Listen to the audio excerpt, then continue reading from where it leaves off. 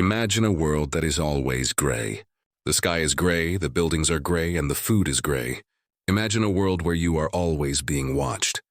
In your home, in the street, at your work, a television screen is not just showing you programs, it is watching you. This is the world of 1984, the world of Winston Smith. The story takes place in London, which is now a part of a giant country called Oceania. The year is 1984. The government is called the Party, and the leader of the party is a man whose face is on posters everywhere. His name is Big Brother. The posters have a simple message written below his face. Big Brother is watching you, and he is. The special television that watches you is called a telescreen. It can see everything you do and hear everything you say. If you show any sign of unhappiness, any sign of rebellion, the thought police will come for you. The thought police are a secret force that can arrest you for thinking the wrong thoughts. Thinking against the party is the worst crime of all. It is called a thought crime. Winston Smith is about 39 years old. He is a small, weak man who works for the party. His job is at the Ministry of Truth. The Ministry of Truth has a strange job. Its job is to change the past. Every day, Winston goes to his small office called a cubicle, and he receives messages. These messages tell him to change old news articles. If the party made a promise that it did not keep, Winston's job is to erase that promise from history. He writes a new article, a new story, and the old one is destroyed in a fire.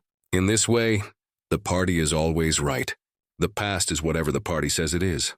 Winston knows this is a lie, but he must pretend to believe it. Everyone must pretend. Life is hard. The food is terrible, the buildings are falling apart, and everyone is tired and afraid. But the party says that life is wonderful. The telescreens are always announcing great victories and increases in production. Winston knows these are also lies. Deep inside him, there is a small feeling of rebellion. He hates the party. He hates Big Brother. But he cannot show it. He must keep a blank face, a face that shows no emotion. One day, Winston does something very dangerous. He is walking in a poor part of the city, where the common people, called the proles, live. The party does not care much about the proles. They are not watched as closely. In a small old shop, Winston sees a beautiful book with blank pages. In a world where everything is controlled, a blank book is a powerful thing. He buys it and hides it under his clothes. Back in his small apartment, he finds a corner where the telescreen cannot quite see him. He takes out the book and a pen. He is terrified. Just owning this book is a crime. Writing in it is an even bigger crime. It is a thought crime. With a shaking hand, he begins to write in the diary. He writes, "Down with Big Brother." He writes it again and again. For the first time in his life, he is expressing his true thoughts. He knows this act could lead to his death, but he feels a strange sense of freedom. At his work, there are two people who Winston notices. One is a young woman with dark hair. She works in the fiction department. Winston feels a mix of fear and desire when he sees her. He thinks she might be a spy for the thought police, very loyal and dangerous. The other person is a man named O'Brien.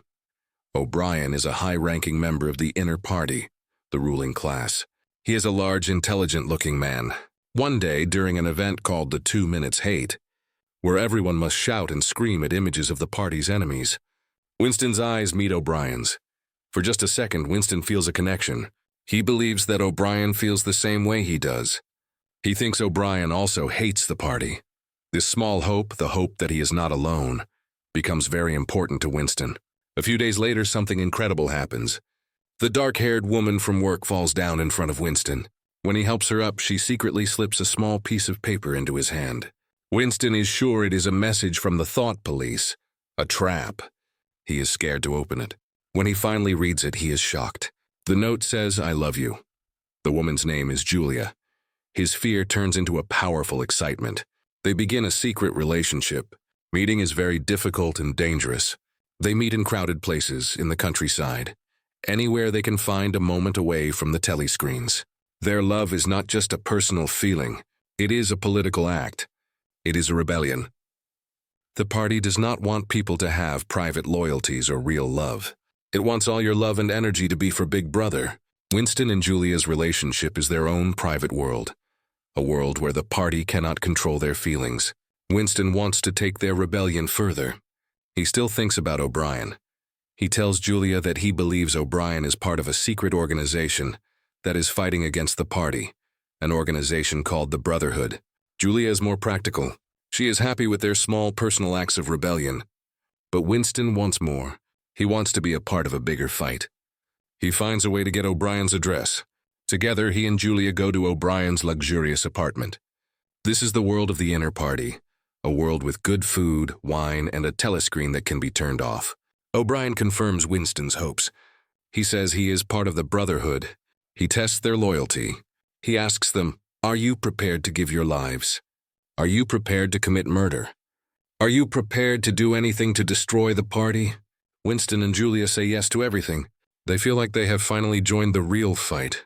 O'Brien promises to send them a book, a secret book written by Emmanuel Goldstein, the great enemy of the party.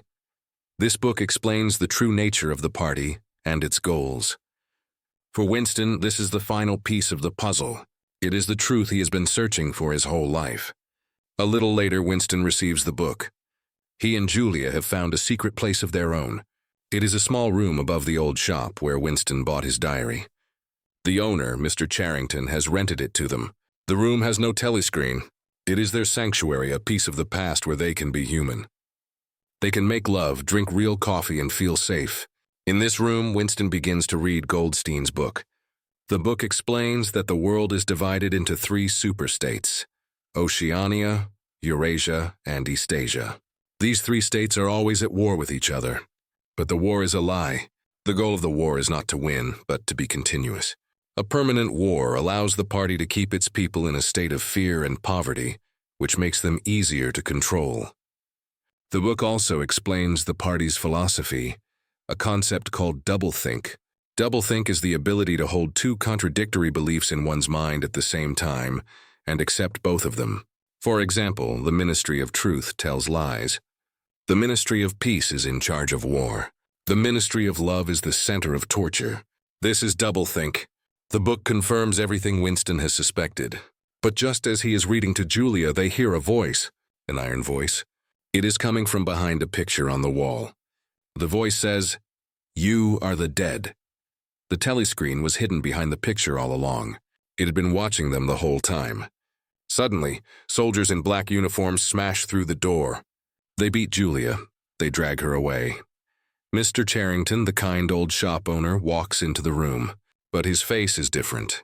He is a young, cold-looking man. He was a member of the thought police all along. Winston's rebellion is over. He is taken to a place he has only heard of in whispers, a place of nightmares, the Ministry of Love. The Ministry of Love is a terrifying place. The lights are always on.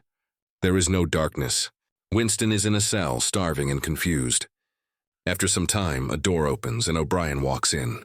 Winston thinks he has been captured too. He says, "They got you too." But O'Brien smiles and says, "They got me a long time ago." It is the ultimate betrayal. O'Brien was never a rebel.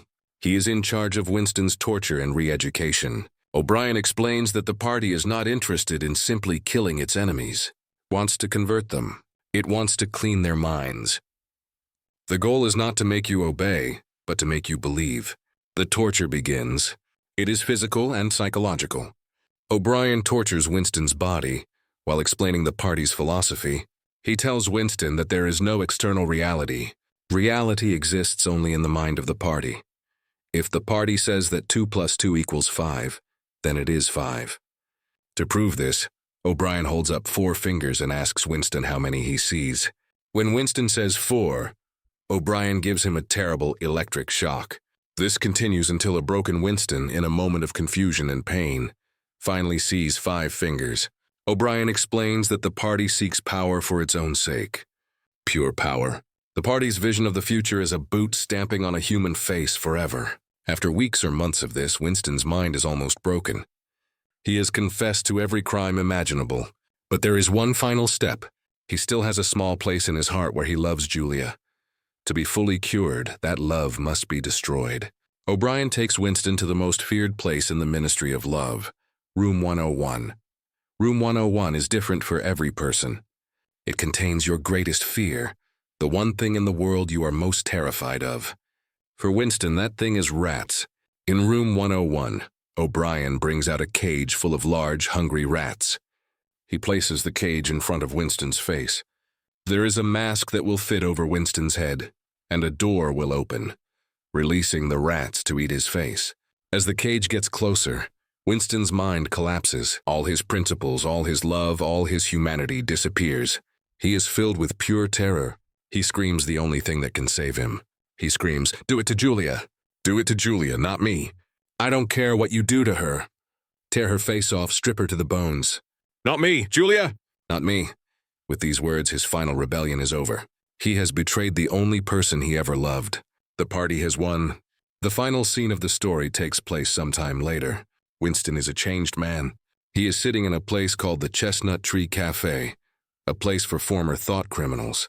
He is drinking cheap, oily Victory gin. He is fat and slow. His mind is empty. He has seen Julia one more time. Her body was scarred. They both admitted that they had betrayed each other. The feeling between them was gone. As Winston sits in the cafe, a telescreen announces a great military victory for Oceania. He looks up at a giant poster of Big Brother's face. He feels a tear run down his cheek. He understands now. The struggle is over. He has won the victory over himself. He loves Big Brother,